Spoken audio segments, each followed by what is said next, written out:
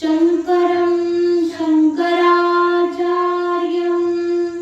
केशवं बादरायणं सूत्रभाष्यकृतौ वन्दे भगवन्तौ पुनः पुनः। ईश्वरो गुरुरात्मेति मूर्तिभेदविभागिने व्योमवद्व्याप्तदेहाय दक्षिणामूर्तये नमः। नारायणं समारम्भां शङ्कराचार्यमध्यमाम् अस्मदाचार्यपर्यन्तां वन्दे गुरुपरंपराम्। श्राद्ध का करायला पाहिजे? श्राद्ध कशासाठी आहे? करायला पाहिजेच का? आणि कशा प्रकारे ते केलं पाहिजे असा काही प्रश्न होता आणि ही अत्यंत गरजेची गोष्ट आहे आपल्या सर्वांकरता, कारण आपण सर्व आपल्या सनातन परंपरेला अनुसरून सर्वजण आपल्या आपल्या घरी सध्या श्राद्ध करत आहात। तर यामध्ये बऱ्याच प्रकारे आपण श्राद्ध करत असताना काही काही नियमांचं माहिती नसतं, कसं करायचं, काय करायचं, कधी करायचं, कोणाला जीव घालायचं वगैरे या सगळ्या गोष्टी माहीत नसतात। तर आपल्याला त्या माहिती पण असल्या पाहिजे, कारण आपण करतोय ना, मग फक्त एक औपचारिकता म्हणून करण्यापेक्षा जर त्याला विधिपूर्वक पालन केलं तर त्याचं जे वास्तविक फळ आहे ते आपल्याला निश्चित मिळतं। त्याकरता श्राद्ध काय आहे? सगळ्यात पहिलं म्हणजे श्राद्ध का करायचं याचा आपण त्या ठिकाणी विचार करू। एक सामान्य गोष्ट बघा, जसं आपण आपल्या घरून जर कोणी तीर्थयात्रेला निघाला, जातो ना आपण तीर्थयात्रेला, तर तीर्थयात्रेला जात असताना आपण आपल्या सोबत काय काय बरं घेऊन जातो? सोबत नेतो ना काही सामग्री। कशासाठी नेतो? म्हणजे खाण्यापिण्याच्या काही वस्तू, निदान आपल्याला 2-3 दिवस पुरेल असं काहीतरी जेवण घेतो, काहीतरी सुखामेवा काहीतरी असं बनवून की निदान आपल्याला प्रवासामध्ये कामा येईल, आपण कधी कुठे नडून पडणार नाही। काहीतरी आवश्यक वस्तू, कपडे आहेत, अंथरूण पांघरूण वगैरे आहे, अशा काही वस्तू आपण सोबत त्या ठिकाणी ठेवतो। आणि या सगळ्याच्या पाठीमागे एकच कारण आहे की आपली यात्रा सुखकर हो, कुठलीच आपल्याला अडचण यायला नको, कारण आपलं काही तिथे घर नाहीये। घरी कसं आहे, सगळं काही व्यवस्थित आहे आपल्या मनाप्रमाणे, परंतु बाहेर गेल्यानंतर आपल्याला व्यवस्था मिळाली पाहिजे म्हणून आपण घरूनच ती व्यवस्था बनवून निघतो। किंबहुना असंही होतं की पूर्वीच्या काळात बघा, तीर्थयात्रा करायला समजा एखादा गेला काशीला निघाला आता, आणि पूर्वीच्या काळी तीर्थयात्रा फार कष्टदायक होत्या। कशा की एखादा व्यक्ती आता काशीला किंवा कुठल्या तीर्थयात्रेला गेला तर तो परत माघारी जिवंत येईलच याची काही शाश्वती नव्हती। तीर्थयात्रेला गेला म्हणजे हा आता कायमचाच आपल्यातून गेला असं सगळे लोक ग्रहण करायचे, बरोबर ना? तर त्यावेळी अशी एक प्रथा असायची की कोणी जर तीर्थयात्रेला आपल्यामधून निघाला की त्याला विदाई करण्याकरता, त्याला वाट लावण्याकरता आपले सगळे लोक जमायचे। गावातील लोक जमणार, नातेवाईक, प्रेमी लोक सगळे त्या ठिकाणी येऊन जमणार आणि त्याला विदा करणार। तर विदा करत असताना त्या वाटेवर त्याला सोबत जी जी वस्तू गरजेची पडेल पुढे ती वस्तू आपण काहीतरी आपल्या ऐपतीप्रमाणे त्याला द्यायची। अशा प्रकारे सगळे लोक मिळून काही काही काही काही वस्तू त्याला देत असायचे की जेणेकरून त्याची यात्रा सुखकर हो। तर हे बघा, ही सामान्य यात्रा आहे आपली। आपण आपलं घर सोडून, गाव सोडून किंवा आपले जे प्रांत आहे तो सोडून दुसरीकडे कुठेतरी चाललोय, आणि तिथे जिथे चाललंय तिथे पण मनुष्य राहतात, मनुष्य वावरतात, काहीतरी सोय आपली नक्की होईलच। आणि दुसरी गोष्ट म्हणजे अशी आहे की आपण ज्या ठिकाणी चाललो आहोत, जात असताना आपण स्वतंत्र आहोत। त्या ठिकाणी आपण आपल्या इच्छेने काहीही वेगळं करू शकतो, घेऊ शकतो, खाऊ शकतो, आपण स्वतंत्र आहोत। जर आपल्याला आपण घरून काही सोबत घेऊन जरी नाही गेलो तरी तिथे जाऊन आपण कुणाला तरी मागून का होईना खाऊ शकतो, राहू शकतो। तर तिथे आपल्याला फार समस्या येणार नाही। तरीही एक छोटीशी यात्रा करत असताना आपल्याला एवढी मोठी तयारी करावी लागते। तसंच सांगितलंय की मृत्यूच्या नंतर ही एक फार मोठी यात्रा मर्यादा असते. मृत्यूच्या नंतर जो मेलेला आहे, जातक व्यक्ती जो आहे, त्याच्याकरता फार मोठी यात्रा आहे. कारण आता काय झालेलं आहे, त्याच्याकडे शरीर नाहीये. सगळ्यात मोठा लॉस त्याचा काय की त्याच्याकडे हे जे शरीर आहे ते नाहीये, जेणेकरून त्याला जे पाहिजे तो घेऊ शकतो. आणि दुसरं म्हणजे तो तिथे स्वतंत्र पण नाहीये. मग मेल्यानंतर त्या व्यक्तीचं श्राद्धादी तर्पणादी करूनच जो उरलेला परिवार आहे त्यांच्याद्वारे याचं भरण पोषण केलं जातं.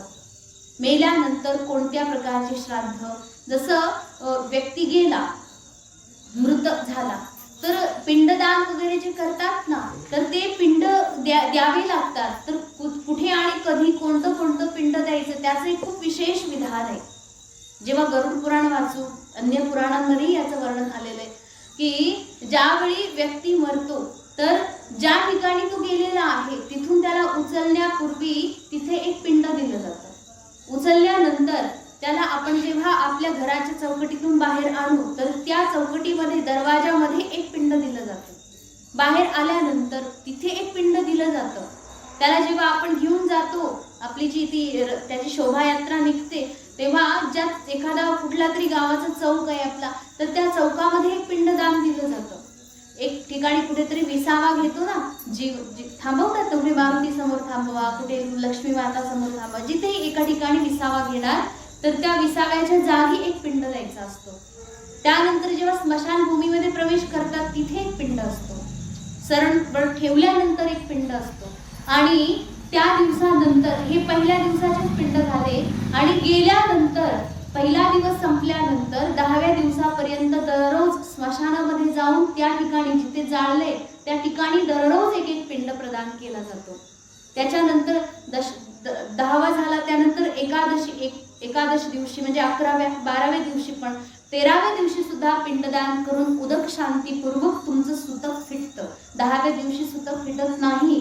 13व्या दिवसापर्यंत म्हणजे तुम्ही 10व्या दिवसानंतर कुठलं तरी एखादं शुभ कार्य जे की पितृ समर्पित आहे ते करू शकतात, परंतु उदक शांती होत नाही तोपर्यंत आपलं सुतक शास्त्रीय नियमाप्रमाणे फिटत नाही. पूर्णतः आपल्याला स्वच्छ होण्याकरता, घरामध्ये कुठलं तरी फार मोठं भगवत कार्य करण्याकरता, एक व्यवस्थित प्रकारे प्रक्षालन ज्याला आपण म्हणतो त्याच्याकरता हे उदक शांती आदी आहे. आणि त्याच्यानंतर आता प्रश्न येतो, मग महिना वगैरे जेव घालतात, वर्ष श्राद्ध आदी करतात, तर एवढंच त्या ठिकाणी श्राद्ध नाही. वर्ष श्राद्ध झालं की संपलं, त्याच्यानंतर आपल्याला पितृश्राद्ध करायची गरज नाही असं म्हटलं जातं. परंतु हे जे आहे आपल्याला 3 पिढीपर्यंत श्राद्ध करत राहावं लागतं. आणि ते कधी असतं बघा, एकतर श्राद्ध 8 प्रकारचे आहेत. 8 प्रकारचे जे की नित्य नैमित्तिक असतात. नित्य श्राद्ध पण आहे. आपण आपले जे पित्र आहे जे गेलेले त्यांच्या प्रित्यर्थ प्रतिदिन त्यांना उदक त्या ठिकाणी प्रदान करायचं, जल प्रदान करायचं, भोग द्यायचा, नैवेद्य द्यायचा. तर प्रतिदिन हे श्राद्ध आहे, हे नित्य श्राद्ध आहे. आणि यासोबत नैमित्तिक श्राद्धही आहे, काहीतरी निमित्ताने केलं जातं. जसं आपल्याकडे अक्षय तृतीया म्हटलं जातं, अक्षय तृतीयेला सुद्धा आपण काय करतो, श्राद्ध करतो. ते नैमित्तिक श्राद्ध आहे. आणि त्या 8 प्रकारांमध्ये हे जे पितृपक्ष आलेला आहे पंधरवाडा, याच्यामध्ये हे श्राद्ध केलं जातं. याला पार्वणिक श्राद्ध म्हणतात. हा पर्व आहे, पर्वणी आहे, पितृलोकांची पर्वणी. ज्यावेळी की सांगितले स्पष्टपणे शास्त्राने की पितृलोक जे आहेत, आपले जे पितर आहेत, ते काहीतरी मला भोग खाण्यापिण्याकरता मिळेल या आशेनं आपल्या परिजनांच्या आसपास फिरतच असतात. ते नेहमी या पंधरवाड्यामध्ये बरं का, हे जे 15 दिवस आहेत, त्या 15 दिवसात तुमचे गेलेले जे पितर आहेत ते तुमच्या आसपास अवतीभोवती फिरत राहतात. कशा करता? खाण्याकरता. त्यांना जे आवश्यक आहे ते तुम्ही द्याल या अपेक्षेनं ते फिरत असतात. आणि जो व्यक्ती आपल्या पितरांना विधीप्रमाणे, नियमाप्रमाणे ज्या ज्या प्रकारचे विधान केलेले आहेत ते सगळं प्रदान करतो, तो पितरांचा आशीर्वाद प्राप्त करतो. म्हणजे पितर कशा करता आलेले, मूळ गोष्ट की आपल्या जे आहेत उरलेले परिजन त्यांना आशीर्वाद देण्याकरता येतात ते. आणि तो आशीर्वाद घ्यायचा असेल तर आपल्याला सेवा करावी लागेल, त्याकरता हे श्राद्ध आहे. आणि त्यांचा जो प्रवास आहे सुखकर होवो, कारण गेल्यानंतर बघा व्यक्तीचे काही सगळे पुण्यवान नसतात आणि बरं पुण्यवान जरी असला तरी रस्ता काही सुगम नाहीये. त्या दुर्गम रस्त्यामध्ये त्यांना व्यवस्थित त्यांचं जे गंतव्य आहे तिथे पोहोचण्याला अत्यंत त्यांना खूप व्यवस्थित अशी मदत व्हावी म्हणून दिलं जातं, दान केलं जातं. त्यांच्या प्रित्यर्थ हे श्राद्ध दिले जातात जेणेकरून त्यांना बळ मिळतं आणि ते त्यांचा रस्ता सहजपणे पार करतात. तर मग त्याच मध्ये हे पार्वणिक श्राद्ध पितृपक्षामध्ये येतं. तर यावेळी हे श्राद्ध करायला पाहिजे. श्राद्ध म्हणजे काय बरं? तर एकदम सोपं, श्राद्ध जे आहे म्हणजे जे श्रद्धेनं केलं जातं त्याला म्हणतात श्राद्ध. मग श्रद्धेनं तर सगळे कामं करतो, परंतु यामध्ये विशेष करून आपल्याला श्रद्धा द्यावी लागेल. तुम्ही नुसतंच फॉर्मॅलिटी आज आहे आमच्या वडिलांचं श्राद्ध करायचं, सगळे करतात, आम्हाला करावंच लागेल, वेळ काढून अमुक तमुक बरेच काम आहेत आणि काय श्राद्ध मध्ये चाललंय अशा प्रकारे म्हणून जर तुम्ही श्राद्ध केलं तर ते काहीही कामाचं नाही. श्रद्धापूर्वक असावं म्हणून तर त्याचं नाव श्राद्ध ठेवलंय. श्रद्धापूर्वक असावं की खरोखर माझे वडील माझी आई आता जे स्वर्गीय झालेले आहेत ते येतील, ते जेवण करतील, असं मनापासून एक श्रद्धा असावी आणि त्या श्रद्धेनं जर तुम्ही प्रदान केलं तर ते खरोखर श्राद्ध आहे जे की पितर ग्रहण करतात. म्हणून हे श्राद्ध आपल्याला करणं अत्यंत गरजेचं आहे. तर त्यातलं हे पार्वणिक श्राद्ध 15 दिवसाचं जे आहे हा पितृपक्ष. तर कोणत्या दिवशी कोणत्या माणसाचं श्राद्ध करायला पाहिजे याचं सुद्धा शास्त्राने विधान केलेलं आहे. तर कोणत्या दिवशी बरं? तर यामध्ये नियम असा आहे बघा, अश्विन पक्षाची प्रतिपदा ते अश्विन पक्षाची अमावस्या या महिन्याचा जो 15 दिवसाचा जो कृष्ण पक्ष आहे याला म्हणतात पितृपक्ष.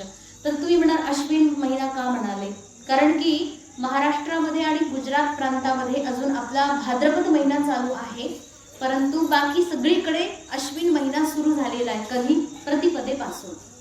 त्यांच्याकडे अमावस्यांत मास असतो, आपल्याकडे त्यांच्याकडे पौर्णिमांत मास असतो आणि आपल्याकडे अमावस्यांत मास असतो. तर त्यांच्याकडे हा अश्विन महिना चालू आहे आणि शास्त्रामध्ये सुद्धा अश्विन महिन्याचं वर्णन आलंय की अश्विन महिन्यामध्ये हे श्राद्ध पक्ष येतं, तथापि आपल्याकडे हा भाद्रपद महिना आहे. तर या महिन्यामध्ये त्या ठिकाणी श्राद्ध केलं जातं. तर म्हटलेलं आहे की प्रतिपदा पासून तर अमावस्येपर्यंत, त्यात पौर्णिमेला सुद्धा ग्रहण केलंय. म्हटलं पौर्णिमेला जर एखादा व्यक्ती गेलेला असेल तर त्याचं श्राद्ध कधी करायचं? तर त्याचं वर्णन आलंय की जो व्यक्ती बघा पौर्णिमेच्या दिवशी जातो त्याचं जे श्राद्ध आहे भाद्रपद महिन्याच्या पौर्णिमेला किंवा अश्विन महिन्याच्या अमावस्येला करायचं. म्हणजे आपल्याप्रमाणे भाद्रपद महिन्याची पौर्णिमा किंवा भाद्रपद महिन्याची अमावस्या या दिवशी श्राद्ध करायचं. कोणाचं? जो पौर्णिमेला गेलेला आहे. आपल्याकडे प्रश्न पडतो ना, मग पौर्णिमेला ते गेले होते मग कसं करायचं? याला एक पृष्ठपदी श्राद्ध म्हटलं जातं. जो व्यक्ती पौर्णिमेला गेलेला आहे. त्यानंतर म्हटले की आता आली प्रतिपदा. प्रतिपदेला कोणाचं श्राद्ध करायचं? तर शास्त्राने सांगितले जो व्यक्ती वर्षाच्या 12ही महिन्यातल्या कोणत्याही पक्षाच्या प्रतिपदेला गेला आहे त्या व्यक्तीचं श्राद्ध कधी करायचं? प्रतिपदेला करायचं. आणि त्यात सांगितलंय की आपल्या आईचे जे आई वडील आहेत ना, आईचे आई वडील, फक्त वडिलांच्या आई वडिलांचं श्राद्ध करायचं असं नाहीये. आईच्या आई वडिलांचं श्राद्ध करणारं त्यांच्या परिवारातलं जर कोणी नसेल तर आपण सुद्धा हे श्राद्ध करू शकतो नाही, करायलाच पाहिजे. आणि ते जे श्राद्ध आहे ते मग कोणत्या तिथीला करायचं? मग त्यांची जी तिथी आहे त्या तिथीला नाही करायचं, आपल्या या महिन्याच्या प्रतिपदेलाच करायचं ते श्राद्ध. म्हणजे आपले आईचे जे आई वडील आहेत ना त्यांचं श्राद्ध जर करायची वेळ आली तर ते प्रतिपदेला करायचं, असा नियम शास्त्राने सांगितलाय. म्हणजे आपल्याकडे काय म्हणतात? नाना नानी म्हणजे आईचे आई वडील. मग त्यांचं श्राद्ध करणारं कुणी नसेल तर तुम्ही करायचं. ते कधी करायचं? तर सांगितले प्रतिपदेला. यानंतर वर्णन आले की द्वितीयेचं जे श्राद्ध आहे नियमाप्रमाणे, जसं द्वितीयेला कोणी गेला असेल कोणत्याही महिन्याच्या कोणत्याही पक्षात तर त्याचं श्राद्ध द्वितीयेला करा. त्यानंतर म्हटले तृतीयेला कोणतं श्राद्ध करायचं? तर म्हणाले तृतीया जे श्राद्ध आहे अत्यंत पवित्र आहे. बघा तृतीयेला जो व्यक्ती जातो त्याच्यासाठी फार मोठे विशेष सांगितले शास्त्राने. ज्या दिवशी भरणी श्राद्ध असतं ना किंवा महाभरणी म्हटलं जातं, हे श्राद्ध खूप उत्तम आहे. आणि जे लोक तृतीयेला गेलेत त्यांचं श्राद्ध या महाभरणी पर्वामध्ये तृतीयेला करायला पाहिजे असा नियम आहे. त्यानंतर चतुर्थीचं श्राद्ध चतुर्थीला गेलेल्या लोकांसाठी आहे. यानंतर पंचमीचं श्राद्ध बघा, पंचमीच्या दिवशी जो कोणी गेला ना त्याचं श्राद्ध पंचमीला करायचंच, परंतु जो व्यक्ती अविवाहित आहे बघा, ज्याचा विवाह झालेला नाही आणि तो व्यक्ती कोणत्याही तिथीला गेला तरीही त्याचं श्राद्ध पंचमीलाच करायचं. कोणत्याही तिथीला गेला असला तरी चालेल, परंतु त्याचं श्राद्ध कधी येते? पंचमीलाच. कोणासाठी? अविवाहित लोकांच्या करता, ज्यांचं लग्न झालेलं नाही आणि तो मृत पावला. मग अशा प्रकारे त्यांचं श्राद्ध पंचमीला येतं. विशेष करून सांगितले पंचमी तिथी अविवाहित लोकांच्या करता समर्पित आहे. बाकीच्या दिवशी ते जेवायला येत नाही. त्यांना जेव घालायचं असेल तर तुम्हाला पंचमीलाच श्राद्ध करावं लागेल. यानंतर सांगितले की 6व्या दिवसाचं श्राद्ध षष्ठीला गेलेल्यांसाठी आहे. 7व्या दिवसाचं श्राद्ध सप्तमीला गेलेल्यांसाठी आहे. अष्टमीला जे श्राद्ध करतं तर ते अष्टमीला गेलेल्या लोकांचं जे श्राद्ध आहे ते अष्टमीचं आहे. त्याचबरोबर सांगितले की जे लोक बघा पौर्णिमेला गेलेले आहेत, ज्यांचं निधन पौर्णिमेला झालंय ना, आणि जर काही कारणवशात तुम्ही पौर्णिमेला अथवा अमावस्येला हे श्राद्ध करू शकत नसाल तर त्या लोकांचं श्राद्ध तुम्ही अष्टमीला, द्वादशीला अथवा अमावस्येला करू शकता. जो व्यक्ती पौर्णिमेला गेलाय त्याचं श्राद्ध पौर्णिमेला जर करायला जमलं नाही तर तुम्ही अष्टमीलाही करू शकता, द्वादशीलाही करू शकता अथवा अमावस्येच्या दिवशी सुद्धा करू शकता. हे झालं अष्टमी श्राद्ध. याच्यानंतर म्हटले की नवमीचं जे श्राद्ध आहे ते विशेष करून आईसाठी आहे, मातेसाठी बरं का. आपण म्हणतो आमची आई गेली, तर आईचं जे श्राद्ध आहे ज्या दिवशी ज्या तिथीला आई गेली आहे त्याच दिवशी आईचं म्हणजे त्याच तिथीला आईचं श्राद्ध करावंच असा काही नियम नाहीये. त्या दिवशी न करता जर नवमीला केलं तर आई अधिक तुमच्यावर प्रसन्न होईल. म्हणजे आईचं श्राद्ध म्हणजे नवमी तिथी जी आहे विशेष करून मातेसाठी काय आहे? समर्पित आहे. नवमी तिथीला तुम्ही विशेष करून आईचं श्राद्ध करायलाच पाहिजे. आणि शास्त्राने सांगितलंय बघा, बऱ्याचदा असं होतं की आपले वडील गेले, आई गेले किंवा त्यांचं जे काही आहे आईचं श्राद्ध समजा तिथी लक्षातच नाहीये तुमच्या की आई नेमकी कोणत्या तिथीला गेले, तर मग तिथी लक्षात नसल्यामुळे आपण त्या तिथीला काही आईला जेव घालू शकत नाही. त्याच्यामुळे स्पष्ट सांगितलंय की तुम्ही सरळ सरळ नवमीच्या दिवशी आईला जेव घाला, कारण की हे श्राद्ध मातेसाठी समर्पित आहे. आणि जर तुम्हाला असं आवडत असेल ना तर स्वाभाविक एक नियम करून टाका की तुम्ही नवमीच्या दिवशीच मातेला जेव घाला. आई जास्तीत जास्त प्रसन्न होते, म्हणून हे मातृश्राद्ध आहे. त्या ठिकाणी स्वतंत्रपणे नवमी तिथीच्या दिवशी जे लोक गेलेत त्यांचं श्राद्धही नवमीला करायचं.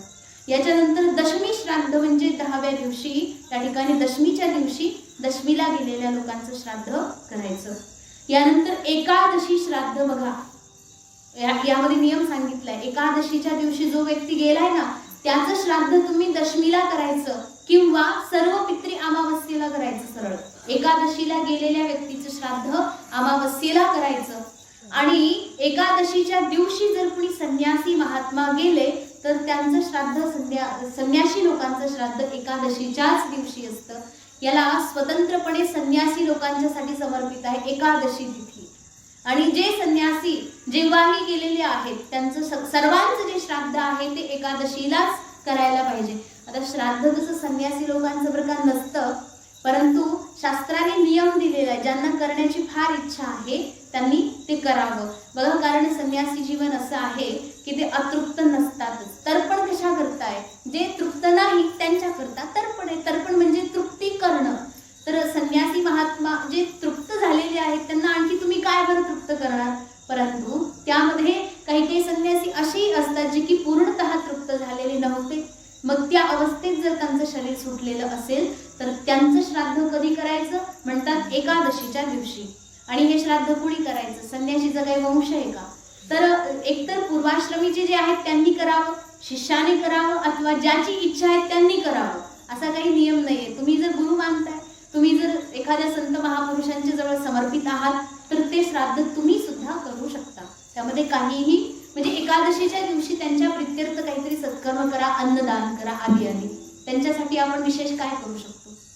याच्यानंतर सांगितले द्वादशी श्राद्ध जे आहे त्यामध्ये द्वादशी तिथीला जे लोक गेलेले आहेत त्यांचं श्राद्ध द्वादशीला करावं. त्याचबरोबर एक असे लोक असतात जे की गृहस्थ जीवन जगतात आणि वानप्रस्थ जीवनामध्ये शेवटी संन्यास घेतात.